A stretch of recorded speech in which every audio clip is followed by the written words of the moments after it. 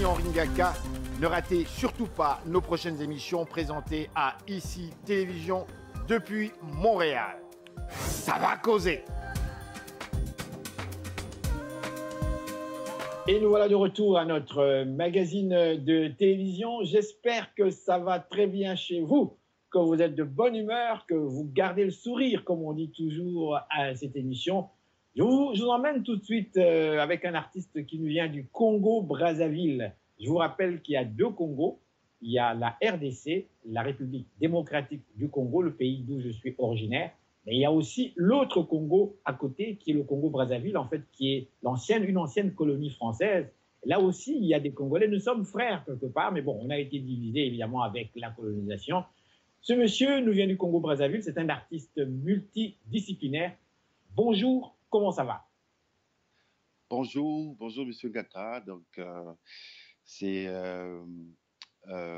Bansimba, mon nom, Bansimba Pertulien Floribert. Je suis un artiste multidisciplinaire. Je viens du Congo-Brazzaville. Donc, je suis comédien, marionnettiste, conteur. J'ai commencé le théâtre dans les années 80 avec le théâtre scolaire. Ensuite, quelques années après, j'ai intégré un groupe sur la place de Brazzaville des années 90 nommé le Mbongi Théâtre. Vous savez, le Mbongi, c'est un lieu très significatif dans des villages africains, un lieu de retrouvailles, un lieu de justice, un lieu de paix. Fait que la compagnie a jugé bon d'adopter ce nom-là. Le directeur artistique, c'est Jean-Louis Wakabaka, qui est encore en vie aujourd'hui présentement, et la compagnie continue de tourner.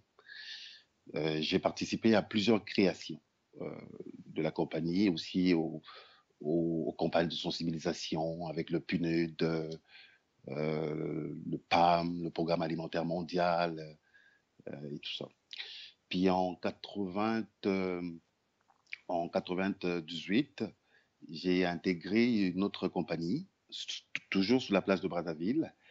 Et c'était la toute première compagnie de théâtre des marionnettes, nommée Mariko. Mariko qui veut dire marionnette du Congo. Et la directrice artistique de cette nouvelle compagnie, c'est Fine Poiti, aujourd'hui installée en France, d'où elle a initié un festival de théâtre des marionnettes. Alors, on va aller vers Montréal. On se retrouve ici, à Montréal. Vous êtes à Montréal, comme moi-même. Comment expliquer en fait cet intérêt pour cette ville francophone nord-américaine? Montréal, c'est une ville multiraciale. Il y a plusieurs races, plusieurs les personnes originaires de différents pays. Puis moi, je suis installé ici depuis plusieurs années. Puis j'aime ça. Je trouve que c'est important pour moi en tant qu'artiste de prouver aussi mon identité, hein, mon originalité, de prouver aussi d'où je viens et qu'est-ce qui se passe. Pour moi, c'est très important, Montréal. Une façon de lier, d'initier une symbiose entre les cultures, de se partager, hein, de susciter ce désir-là de vivre ensemble. Vous êtes également conteur, vous l'avez souligné, conteur. Oui. À qui vous adressez-vous? Est-ce que vous vous adressez aux jeunes, aux enfants, aux adultes ou à monsieur, madame, tout le monde? Et quels sont les thèmes que vous abordez dans vos contes? Je travaille la plupart du temps avec des enfants, mais je n'écarte pas l'idée de faire aussi des spectacles de cordes, mettons, avec les adultes. Mhm. Mais je me focalise beaucoup plus avec les enfants parce que c'est très important, les enfants, leur développement, l'imaginaire. Ça, c'est vraiment, pour un enfant, là, c'est très important. Fait que moi, je focalise beaucoup plus sur ça. Puis, dans mes spectacles, je parle de différents sujets. Par exemple, je parle mettons, de l'injustice. Je parle du bonheur dans mes spectacles. Je parle aussi de l'environnement. Ça, c'est un sujet actuel et qui est très important. Puis, Justice, et bonheur, voilà, tant d'autres. justice, bonheur, environnement. Je m'arrête Oui, sur ces trois thèmes. Je vais vous demander ici, le public nous regarde, vous écoute attentivement. Dernièrement, puisque vous vivez à Montréal depuis de très nombreuses années, vous suivez, comme moi, oui, l'actualité et vous suivez comme moi aussi qu'on parle beaucoup de nous. Je suis même surpris parce que moi, je suis là depuis 73 et à l'époque, on parlait rarement de nous. Mais l'accent est mis de plus en plus sur en fait la discrimination raciale. Vous le savez, oui, un mouvement qui est mondial. Au Québec, on en parle de plus en plus. Dernièrement, vous avez suivi comme moi, et là je vous emmène sur quelque chose de plus concret, vous avez suivi comme moi des cas où un Africain a été, comment dirais-je, a vécu une situation enfin, vraiment terrible. J'aimerais connaître, puisque vous parlez de justice, quel est votre commentaire par rapport à ce qui s'est passé dernièrement? Vous, en tant que Congolais de Brazzaville, en tant qu'Africain, en tant que Noir, comment est-ce que vous vous sentez aujourd'hui lorsque vous entendez, vous suivez les médias, on parle beaucoup on veut changer les choses, on est dans un autre monde, une autre mentalité. Je m'arrête là-dessus. Quel est votre commentaire? En fait, c'est quelque chose qui est très fréquent là, à Montréal. Ça devient comme un fléau. Déjà, pour moi, je trouve que le gouvernement, disons le gouvernement québécois ou canadien, c'est très important que pour un premier ministre, d'abord, pour un premier ministre, qui, je sais que il est conscient de tout ce qui se passe. Moi, je pense pour aller, pour régler ce problème-là, pour pouvoir résoudre ce problème-là, il est très important qu'un Premier ministre puisse accepter, euh, puisse reconnaître ce qui se passe. Pour moi, je pense que c'est une porte d'entrée au changement. Oui, Parce mais que, je peux vous répondre déjà là-dessus. Si j'ai bien saisi, vous parlez de M. Legault.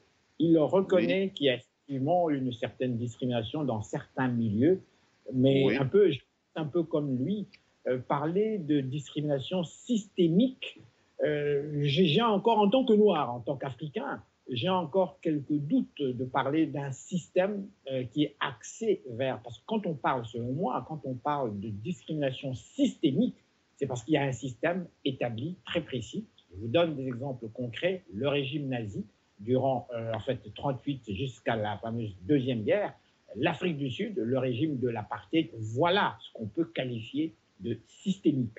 Mais ici, systémique, c'est un peu fort. Alors, quand vous dites que le Premier ministre ne reconnaît pas, selon moi, je crois que M. Legault avait reconnu qu'il y a un certain nombre de problèmes par rapport aux questions raciales ici.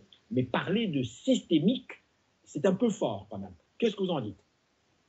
systémique, c'est-à-dire que c'est dans un peu, comment est-ce que je vois ça, c'est beaucoup plus dans tous les secteurs, un peu dans l'ensemble des secteurs, disons, au Québec ou au Canada, parce que ça, ça se trouve pas seulement au niveau de la police qui se prennent le soin tout le temps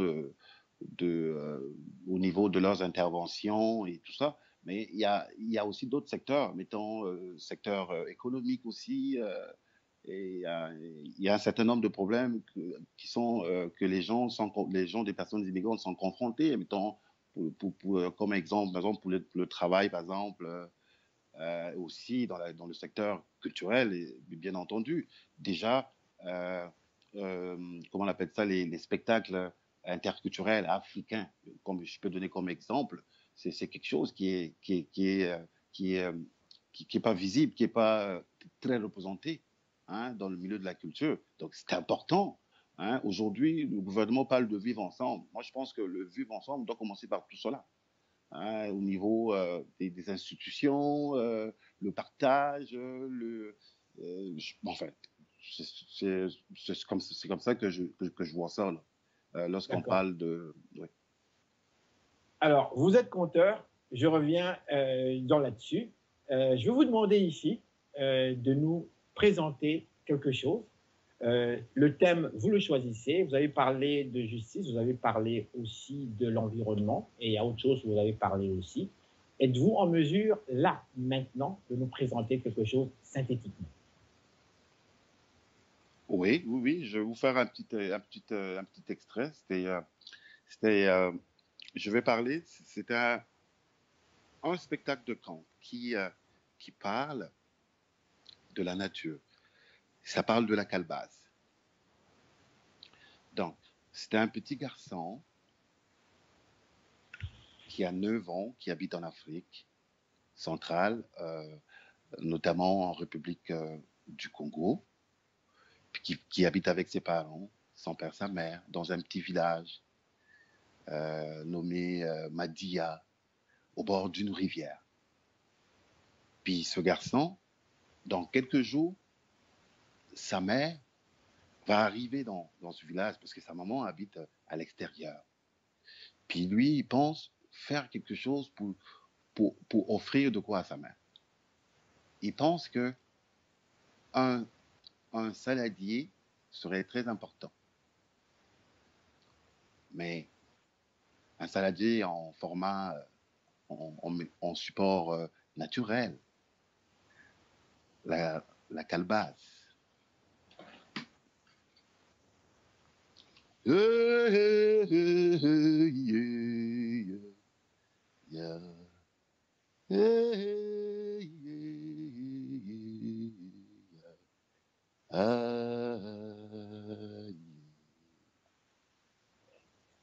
Ça se passe dans un village, dans le village de Madia. Mbata, un jeune garçon de 9 ans, qui plante des graines de calebasse. Ces graines de calebasse arrivent, après plusieurs temps, arrivent à maturité. Des plants sortent,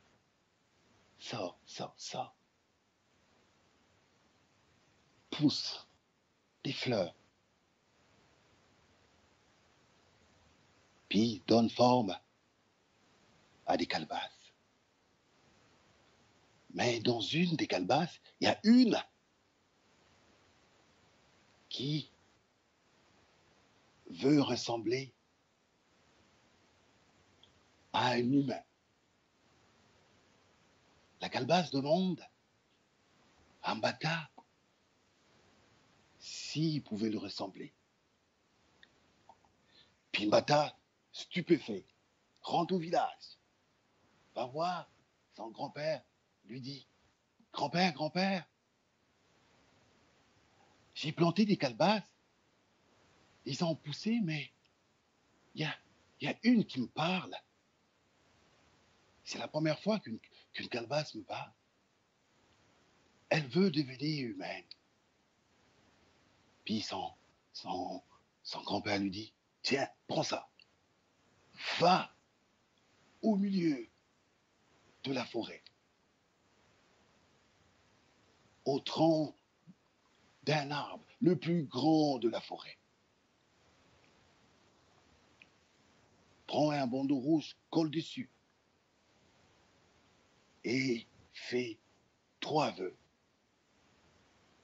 en disant, calebasse, calebasse, deviens humaine. Calebasse, calebasse, deviens humaine. Et Mbata l'a fait. Tout de suite après, il est rentré au village. Et le lendemain, il est allé à son lieu de plantation pour voir c'est quoi qui était arrivé. Mbata, arrivé au milieu de sa plantation, il voit la calebasse qui a changé, qui a pris une forme humaine. Les yeux,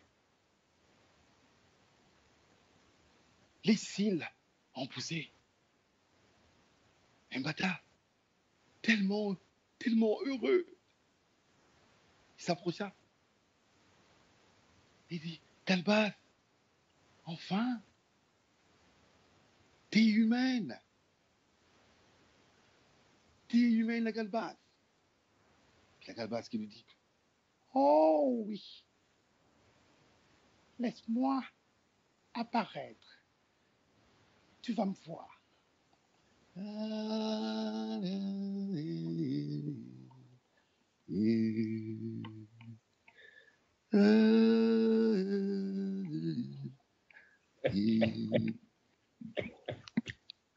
Bonjour, Pata. Quel plaisir de te voir. Oui, enfin, je suis devenue humaine grâce à toi, Mbata. Oh, que je suis content. Et à présent, emmène-moi, emmène-moi dans ton village. Je veux voir tout le monde. Je veux voir les autres humains, des gens qui me ressemblent. Je veux voir des arbres. Je veux voir des rivières, des oiseaux, des ruelles. Emmène-moi avec moi, Mbata. Je suis prêt. Allons-y. Et arrivé dans le village, la calebasse était toute contente de ressembler à un humain, de pouvoir respirer. Il contemplait le monde, il leur parlait, leur demandait de s'approcher, de les toucher. Allô les humains! Allô les humains! Approchez! Approchez, je vais vous voir. Oh, tiens, les oiseaux! Oh, les ruelles! Oh, elle est belle la vie humaine. Je pense que la vie végétale et la vie humaine. Non, la vie humaine est meilleure. Regardez cette forme. Oh, oh, c'est beau. Le monde qui sourit. Oh, le monde qui s'entretiennent. Le monde qui se tienne la main. En plus, j'ai entendu que dans la vie humaine, il y a l'amour. L'amour. L'amour. S'aimer. S'aimer. Aimer. Et aimer. Aimer. Oh, j'ai envie de vivre ça, de le connaître. J'ai envie que mon cœur batte très fort au nom de l'amour. Oh, c'est formidable. Oh, regarde, les oiseaux, les rues. Oh, j'aimerais toucher de l'eau. J'aimerais toucher ça. C'est formidable. Et depuis là, la calebasse a suivi son cours. La calebasse continue de vivre en forme humaine, mais avec le biais de Mbata, effectivement, qui était là tout le temps pour guider la calebasse, lui prêter vie, lui donner le mouvement.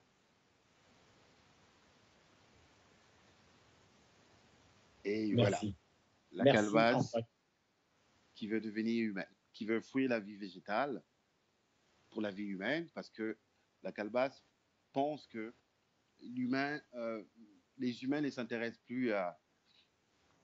Les humains sont beaucoup plus centrés sur le plastique, le métal, alors que la calebasse, c'était un produit bio, qui est végétal, qui est pas dangereux pour l'environnement, Oui. et puis qui a qui a multiples facettes. Eh ben oui, On c'est ce fait que je des, vois. Avec un nez terrible. Hein.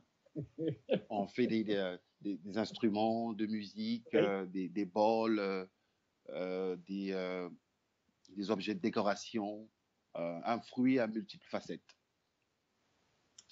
Encore une C'est fois, ça. je dois vous remercier. C'est malheureusement tout le temps que nous avions Oui. avec cette interview. Dites-moi, comment voyez-vous l'avenir? Et je termine disons, là-dessus. Vous faites également des études, si je ne m'abuse. Vous êtes également, en fait, vous avez fait des études, n'est-ce pas, dans un domaine plus technique, si je ne m'abuse. Oui, j'ai étudié en production végétale. Je suis ingénieur en développement rural. Mhm. C'est beaucoup plus l'agriculture tropicale. J'ai Oui, étudié oui. plus l'agriculture tropicale. Et je suis aussi médiateur culturel. Je suis Médiateur culturel. C'est bien ça? culturel à AEC en médiation, en spécialisation en médiation culturelle. Ça veut dire quoi, ça, médiation culturelle? Ben, la médiation culturelle, c'est faire le lien entre une œuvre et le public. C'est-à-dire que l'artiste emmène le public à comprendre une œuvre à travers disons, une activité proprement dite, euh,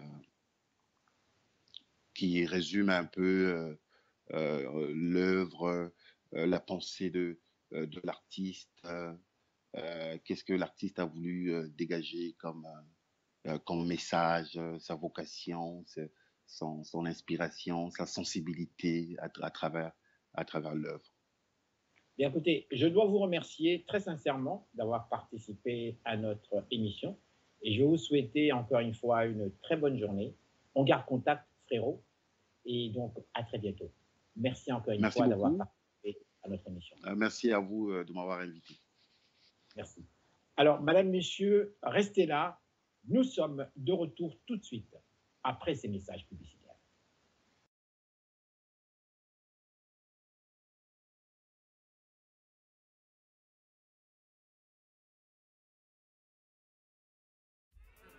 Madame, Monsieur, bonsoir. Ici Henri Ngaka.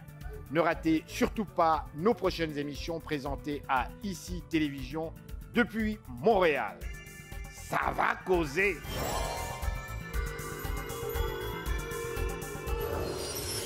Et nous voilà de retour à notre magazine de télévision. J'espère que vous êtes toujours en forme, de bonne humeur. On a aujourd'hui une émission, comme vous le savez déjà, une émission artistique où on parle musique dans cette période, encore une fois, de coronavirus. Nous avons avec nous